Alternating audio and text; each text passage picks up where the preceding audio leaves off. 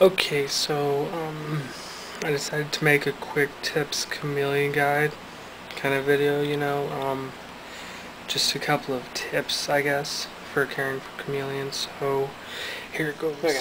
Tip number 1, UVA, UVB lighting is a must. It can help with metabolic bone diseases and stuff. It'll help prevent them.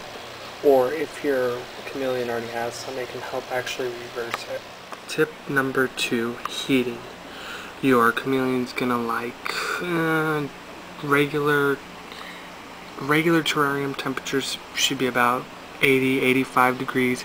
Under his basking light should be around 95 to 100 degrees. And there should be a cooler gradient. At the other end of the tank it should be, like I said, around 85 or so. Tip number 3. Your chameleon, as you can see, is always going to be on branches. I think the word was arboreal or something along those lines, which means that he's strictly a tree climbing animal. About 95% of his life is spent in trees. About the only time he's ever going to get out of the trees or branches in this case is to hunt, more than likely. If your chameleon is spending a lot of time on the ground, then you might want to get him checked out because that might mean he's sick. Tip number 4, humidity. As you see, guys, I have a spray bottle. It's good to, hold on, gotta switch that to mist. Yeah. You want to mist their cages a couple times a day to keep the humidity up. I keep my humidity around 55 to 60%.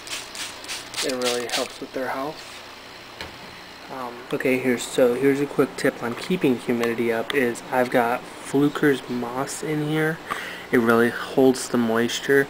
Some substrates are kind of dangerous for chameleons to their health and everything, but if you can find the right kind, I like to use Fluker's. I don't know if all of you will.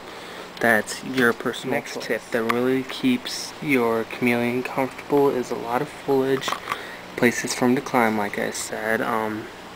As you see, I've got my entire back wall of the tank covered. I've got vines as many places as I can without closing them off completely. Last but not least, food. In here I've got a lot of crickets.